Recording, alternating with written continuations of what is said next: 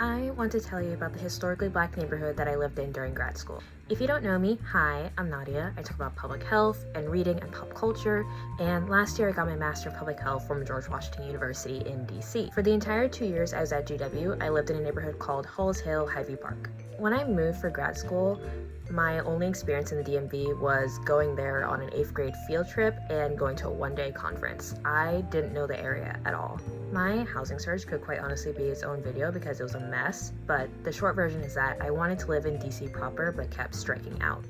So basically, I went on Facebook, I found someone who was giving up their lease to move to New York, I toured over FaceTime, and I signed the lease. The neighborhood on my lease said Highview Park. I knew nothing about it back then, but now I know it's one of only 3 historically black neighborhoods remaining in Arlington, Virginia. To give a very quick summary, a slaveholder named Basil Hill sold land to formerly enslaved people, which they then called Halls Hill, and it became a place for black people to migrate to in the DC area. Ironically, I relocated to Halls Hill from North Carolina, and that was actually a common place for people to relocate from back in the day. Generations of black families grew up in the neighborhood, and some of the residents were actually involved in racial integration efforts at Arlington schools. There was also an all-black fire station operated by neighborhood residents, since white fire stations did not respond to crises in the neighborhood. The nearby white residents also built a wall separating their houses from Halls Hill, and parts of that wall still exist in 2026. Arlington County eventually officially renamed the Halls Hill neighborhood to Highview Park, but it's still colloquially called Halls Hill, which is why you hear me using both names.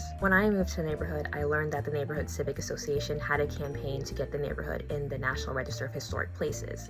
They got a grant to do research, they were collecting oral histories, and they were having all these events and walking tours to get people to learn about the history of the neighborhood. I wasn't always available for all the events, but I would constantly nudge my roommates like, hey, you should know about this.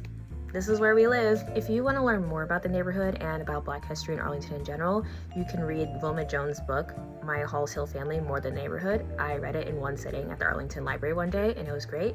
And Wilma also has a newsletter on Substack called More Than a Neighborhood, and you'll learn more about the history of Halls Hill specifically, as well as the other black communities in Arlington that have disappeared over time.